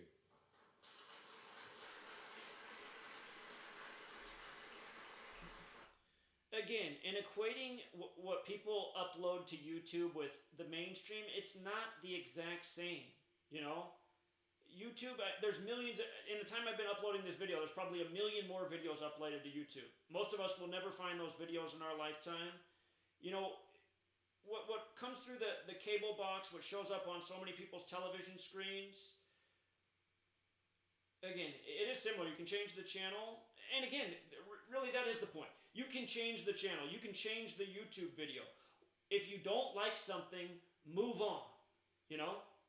Move on. And just this guy talking about censorship, it couldn't be any more of a bigger joke on humanity. There's not a much more, filthier entertainer in the world, if you will. Take the issue of political ads, on which Facebook have been resolute. Fortunately, Twitter finally banned them. And Google today, I read, is making changes too. But if you pay them, Facebook will run any... And seriously, I mean, has this guy been living with his head up his ass for the last 2 years? How much did he get paid to come do this event and just talk about bullshit? I just read that Google's making changes. I mean, is that a serious statement? Google's gone through how many different levels of censorship since June of 2017? You know? I mean, it's just a joke. Oh, I just read that they're actually... I mean, he's talking about something that's not even going on anymore. Political ad you want, even if it's a lie. And they'll even help you micro-target those lies to their users for maximum effect.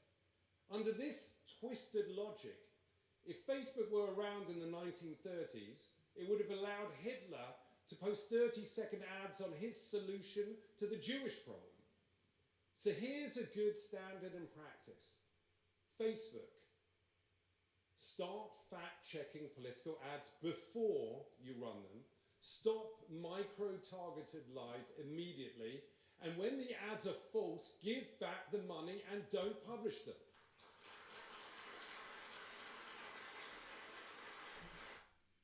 Speaking of it being all about the money... Here's another good practice. Slow down. Every single... And you know what? Just before he gets into this part right here, I mean, he's talking about, like, political ads. Now they're not legitimate anymore in the age of Facebook. I mean, when were political ads ever legitimate? Political ads have always been hit pieces. This person's more shitty than me. You know, half-truths, manipulated statistics. Politics has never been anything but deception. So, yeah, things can get worse, and they probably are. But I mean, to talk about it as if things were fine before Facebook, I mean, all of this is a joke. Facebook didn't exist in 2000 when the election was an obvious sham. So just realize, all of the picture they're trying to paint, they're all based in deception. Everything he's saying here is false. It doesn't hold up to reality, you know? If you listen to this and you didn't know any better, you might think, God, the world was so much better before YouTube and Facebook. I mean, it was just so much more honest. Political ads were honest. The news was all legitimate and real and truthful. I mean, this is garbage. It's garbage. Post does not need to be published immediately. Oscar Wilde once said, "We live in an age when unnecessary things are our only necessity." But let me ask you, is having every thought or video posted instantly online, even if it's racist or criminal or murderous, really a necessity? Of course not. The shooter who massacred Muslims in New Zealand live-streamed his atrocity on Facebook, where it then spread across the internet and was viewed likely millions of times. Let me just pause right here while he's talking about this. Think about how my channel was taken down. I had a video out right away that got 500,000 views, showing how we'd said to circle the date March 15th in advance. Perfect day for a ritual, like exactly what was done. In that video, I connected it to Tisha B'Av weekend and said, look for a similar event the weekend of August 10th and August 11th. And sure enough, you got a mosque shooting in Oslo, Norway on August 10th. And remember, they said that the shooter in New Zealand was inspired by the Oslo bomber. So you see what the tech companies are really doing? They're taking down people like me who are exposing the real agenda and pointing out what's going to happen before it happens next. On my video from October of 2018, or on my channel, my latest channel that was deleted. And I mean, how many correct predictions do I have over the years that I've been here with all the channels taken down? October of 2018, I show how the Mega Hat Bomber is this big sick joke encoding a tragedy for the Ides of March, which ends up being the March 15th shooting in New Zealand. And I also showed how that story was connected to the prior Ides of March story, the Boston's going on in Austin in 2018. So again, this content that they're really taking down and targeting is the content that is exposing the New World Order, Zionist cabal's agenda to destroy the world. That's why I'm getting censored and taken down. Period. You know? And he's talking about this like this was the work of some sick, well, it was the work of a sick psychotic person who was willing to participate in that, but realize it was also an event orchestrated by the world governments. And here Sacha Baron Cohen is, do you hear him calling out anything about governments? You know, he's not talking about governments as being illegitimate or news media as being illegitimate. He's just making it seem like the only problem in the world is the people like myself who are speaking out and exposing the wrongdoing. It was a snuff film brought to you by social media. Why can't we have more of a delay so that this trauma-inducing filth can be caught and stopped before it's posted in the first place? And again, no sane people are doing that. And also just this calling for censoring the entire truth community and making sure that videos can't be uploaded immediately so things like this don't happen. Realize this is why they do what they do, because they have a plan. Again, the agenda is order out of chaos. That is the Masonic agenda.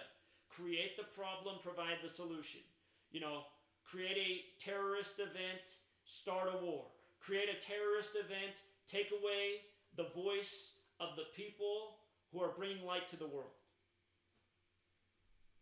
And have this guy who jerks off in Times Square, you know, validate their bullshit message. Finally, Zuckerberg said that social media companies should live up to their responsibilities. But he's totally silent about what should happen when they don't. By now, it's pretty clear they cannot be trusted to regulate themselves. As with the Industrial Revolution, it's time for regulation and legislation to curb the greed of these high-tech robber barons.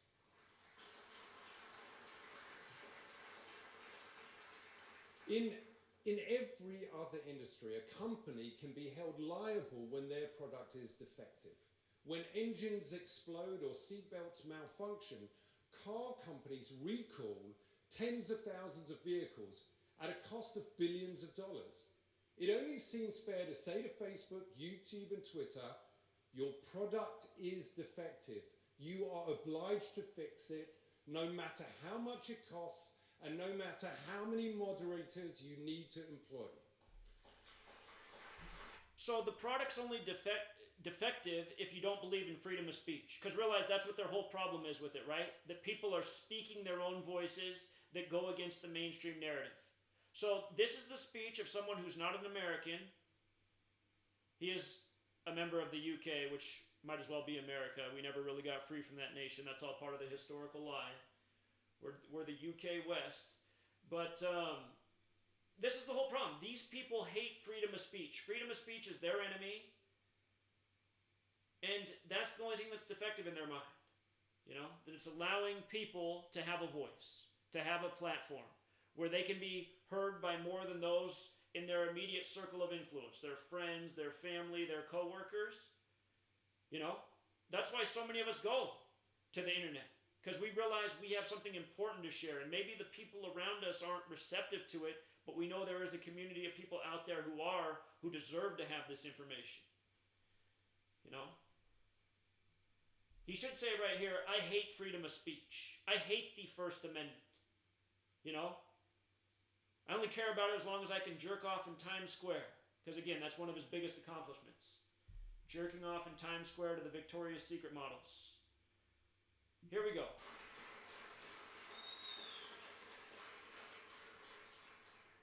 In every other industry, you can be sued for the harm you cause. Publishers can be sued for libel. People can be sued for defamation. I've been sued many times. I'm being sued right now by someone whose name I won't mention because he might sue me again.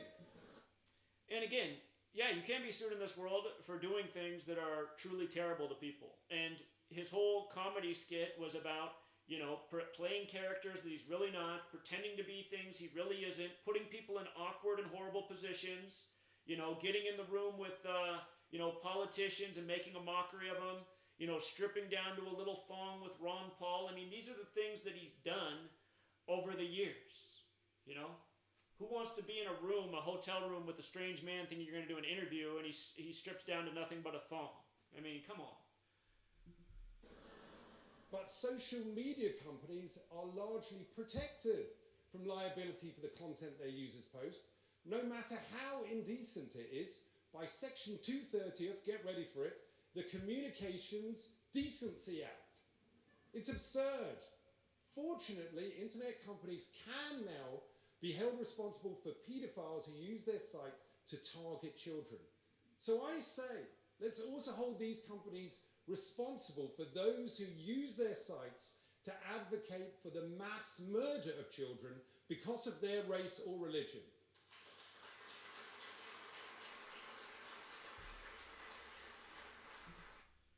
Isn't that essentially what we did to the Middle East, based on a lie that was 9/11 and all the propaganda put out? Was that the work of social media? Of course not. YouTube, Facebook, none of those things existed then. And maybe fines are not enough. Maybe it's time to tell Mark Zuckerberg and the CEOs of these companies, you already allowed one foreign power to interfere in our elections. You already facilitated one genocide in Myanmar. Do it again and you go to jail.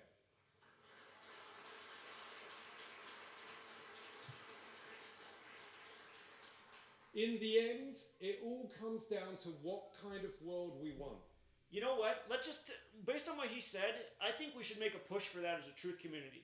To have the people who are behind the lies in 9/11 and the illegal wars that are still going on, all jailed and put away and taken away. And everything he's saying that should be done to the truth community, I think it should be done to the mainstream media. I don't think ABC should exist anymore. CBS, NBC, Fox, CNN, MSNBC, Fox News, none of this. It all needs to go. You know? Why isn't the ADL doing this? You know? Why aren't they saying the same things about mainstream media? Again, people gotta wake up. In his speech, Zuckerberg said that one of his main goals is to uphold as wide a definition of freedom of expression as possible. It sounds good. Yet our freedoms are not only an end in themselves, they're also the means to another end. As you say here in the US, the right to life, liberty, and the pursuit of happiness. But today these rights are threatened by hate, conspiracies, and lies. So allow me to leave you with a suggestion for a different aim for society. The ultimate aim of society... And again, I know I'm being redundant, but what he just said about hate, conspiracy, and lies, how many people in the United States of America and elsewhere are the victims of that because of what the mainstream media has done? Every night a nightly news report. Black man on the loose. Murder, black man on the loose. Murder, suspect, black man. You know, just no details. Black man. What do you think that does to a populace? You know, you're on the street, you just saw the news report. Oh, there's a black guy. I mean, this is what the news did for decades. You know? Who's filling up the prison cells for harmless crimes? You don't think this is a real conspiracy fueled in hate? And again, that's also the reason I bring up the fact that the original Jews in the Bible are of dark skin. Because if we know that the people who are running the show are the false Jews, the synagogue of Satan, and they're the ones who are responsible for this programming and these stereotypes and this hatred, why do they have seemingly more hatred for this group of people than any other? You know? Society should be to make sure that people are not targeted, not harassed, and not murdered because... Caller? Caller, you gotta mute the video. Oh, I'm sorry about that. Hey, well, I just wanted to call in and point out that all of this, what this guy is saying, is the exact opposite of what happened in the 70s with the whole Monty Python thing, and I don't know if you're aware of that, of how all these like television shows are getting in trouble. Well, tell me more about it. I wasn't alive in the 70s. Me neither. I'm 21, and I just started recently watching your channel. Well, what I found, I seen it on the CNN documentary about the 70s. It's called the 70s, right? Okay, I'm listening. Well, I don't really have much to say except that this guy, what he's saying, is the exact opposite. Okay, so Back how in so? the 70s, What they went? were. Oh, go ahead. Yeah, what went on in the 70s? Okay, so people were starting to say, shit, damn, a couple swear words, and a bunch of people at home were saying that you can't say that because, my family is always watching the TV around a certain time, right? And the government decided to call the time from like 6 to 10 or 6 to 9 the family hour. So they were trying to make a rule that, you can't say anything explicit or bad during that time. So I just think it's just kind of ironic how now this guy, a comedian, who's supposed to be the edgiest comedian, right? This is the guy who played Borat, am I right? You're right. This fucking guy is now... It's really embarrassing, too. I've just been going through a bunch of 1960s music. I used to be really into the Beatles. I found out a bunch of fucked up shit about them, and found out a lot of fucked up stuff about rappers that I was into, so... Oh, but the main thing I wanted to call, because fuck this guy. He does. I think what matters is this whole Jew thing. I just wanted to add a point to the two callers who called before about it. Okay. First, to the first gentleman, he said that like, oh well, how like you're saying the Jews are black, like how like are the Native Americans Jews? He was saying something like that, correct? Right. And it was just funny, and I just felt like I had to call after the lady came on, and she mentioned, Noah having 3 kids, one being light and dark, and when I was first getting into all this woke shit, I was getting into it from the history perspective because I was always into history, so I was learning a lot about Egyptian history, and and then like right after I was finding out of Egyptian history, I learned about the rap stuff, and now I learned about this whole music business, and then the movie and all that, Mm-hmm. So, anyways, what I learned in the history is everybody has a story about the flood. Every single country, from the Native Americans to Africans to Mexicans to the Incans, everyone has a story about the flood. The only story that ends with, and then they landed in our country, is a Chinese story of the flood. And there's a depiction, and, there's a depiction of, a lot of very questionable things like people crawling out of an ark, people crawling out of a pyramid, people crawling out of a well. And it's like Moses, not Moses, Noah, right? And it's a Chinese picture of Noah, and it looks like, a Chinese drawing, but it's that of, them coming out of a pyramid, them coming out of a well, and then like a big old boa and animals coming out of it. And I just wanted to point out that I'm pretty sure at least a couple of the lost tribes, have you heard of the ice bridge? Right, yeah. So I'm pretty sure some of them crossed over from the top, and I believe that all of, like, the original Jews, like, before, also what I think I should mention is there's something called the Younger Dryas event, and what that basically was there's some sudden heat wave, and all the ice melted, and it just shifted everywhere, right? And it caused floods everywhere, and that's what and the reason it has a name is because that's what scientists think, like, could be, the thing that actually caused the flood, the historical biblical flood. Right. Yeah, I've heard that before. All right, I appreciate it. Thank you. Yeah, no problem, man. Thank you. All right, yeah, take care. Yeah, lots of lost history. All right, let's let Sacha finish up here. Because of who they are, where they come from, who they love, or how they pray. All right, hold on. We got one more call before Sacha finishes. Caller? Caller? Hello? How's it going, Zach? It's going well. How are you? Make sure Are you. we live right now? Yeah, talk to me through the phone, not through the video. The video's on delay, so mute the video. Gotcha. I just wanted to call in to thank you and tell you that I appreciate all the work you do. I actually just purchased your book a few weeks ago, and I'm still reading the introductory chapters and getting through it because I want to actually unpack it how you unpack it because it's a lot of information, and this is important information, and I feel like it's pertinent that I spend time with it and read it. But I wanted to ask you, have you ever heard of it's this documentary, it's called Europa, The Last Battle. It's part 1 through 10. And every time I try to find it on YouTube, it gets deleted. So I had to literally download every part and save it on my hard drive just to have it so I can share it with people. And I also share your book with a lot of my friends because one of my friends actually told me about your platform.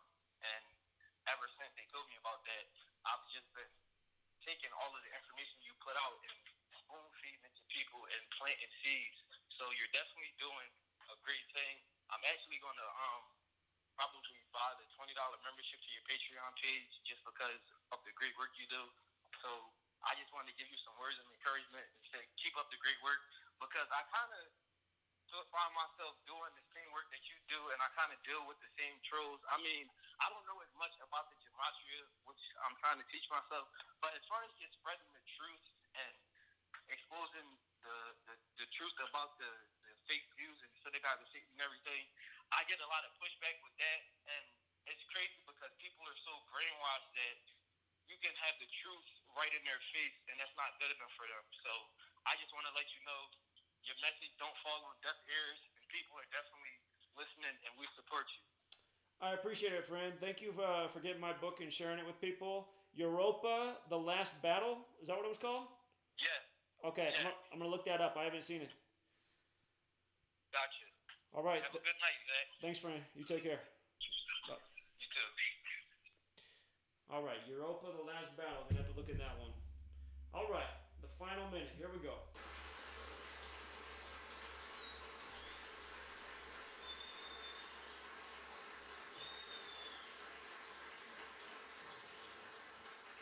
If we make that our aim, if we prioritize truth over lies, tolerance over prejudice, empathy over indifference, and experts over ignoramuses, then maybe, just maybe, we can stop the greatest propaganda machine in history. We can save democracy. This is just making me sick. That's what the truth community is actually trying. I won't say everybody in the truth community is. There's horrible people in the truth community. But the truth community is trying to do exactly what he's saying needs to be done. And the mainstream media has never done that. You know, these people are calling for more mainstream media and less independent voices. That's why this whole thing is Orwellian. You know, the mainstream media has never done anything to the people of this world besides fill them with hate, division, lies, misinformation, fear, propaganda, period. End of discussion. We can still have a place for free speech and free expression, and most importantly, my jokes will still work. Yeah. I mean, what's he even talking about? We can still have yeah, we can still have free speech in our living rooms. Sure. But you know what? The information age is about bringing out the best ideas to larger audiences. And he said in the beginning, he said the problem with social media is the lies spread the fastest. The biggest liars spread the fastest. You know, there might be some truth to that. I've seen the worst ideas in the truth community become the most viral in record time. And I don't think that's by accident. I think that's because that's what the big tech companies push to make the truth community look stupid. You know, like Donald Trump. Like other things that I won't say to offend people. But again, if things weren't tinkered with and you know, they just allowed people to put videos out there and the videos that got the most thumbs up and comments and shares, that's what would spread. It's never been that way. Well, I shouldn't say it's never been that way. It hasn't been that way on YouTube in the time that I've been here. You know, the first time I tried to upload a video was 2013. It got taken down right away. Finally got a video to stay up in 2014. And the whole time I've been here, you know, it's been about people getting unsubscribed from the channel. And obviously that's the work of Google. Unsubscribing people who subscribe. People always coming back and saying, Zach, I always like your videos, and then the next time I go back and look at it, the like's not there anymore. Zach, my comment got deleted. See, that's the tech companies making sure that certain people, you know, they can't reach the audience that they should. That's manipulation by the tech companies to keep certain voices silenced, such as myself.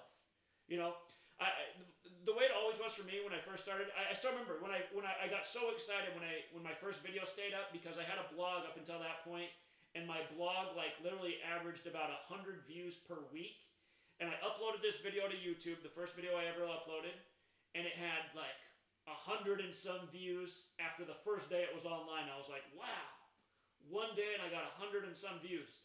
And then I had like 80 some subscribers the second day, and then I got up to 99 subscribers, and then I just couldn't get that 100th subscriber. It just stayed at 99 for like a week. And then finally the 100th subscriber, and I thought that was weird. I had like almost 100 within a couple days, and then it took me a whole week to get one more subscriber.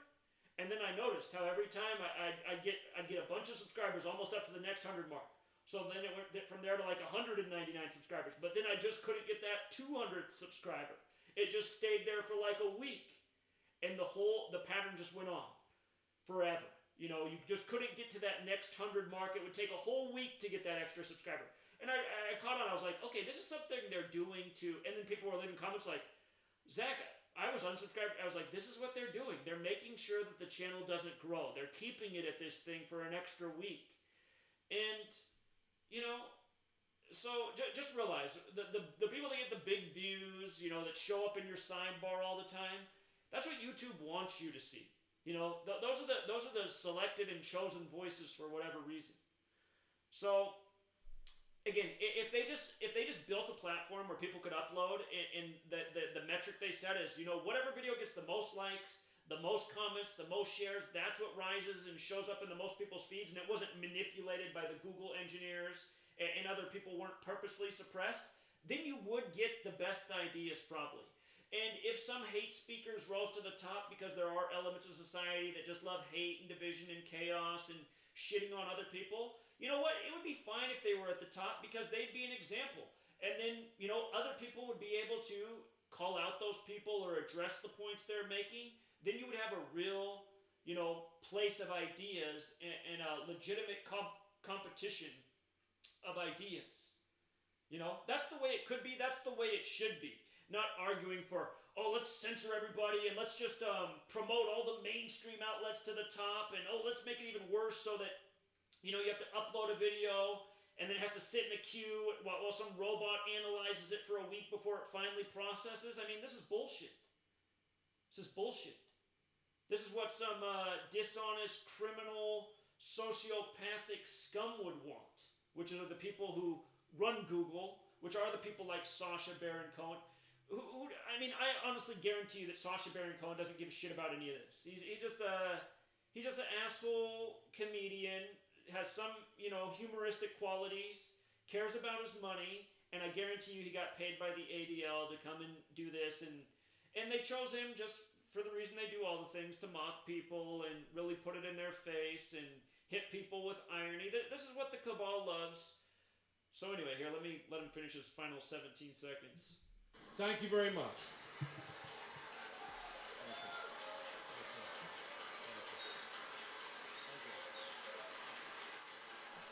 Stick to Jew Claw.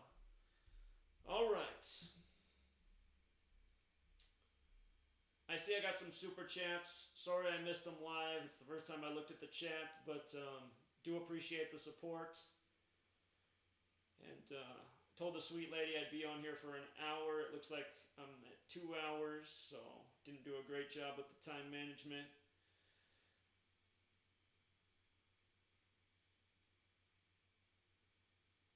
Let's see. Why is the scroll bar not working? It should be working. I don't know if it's working for me.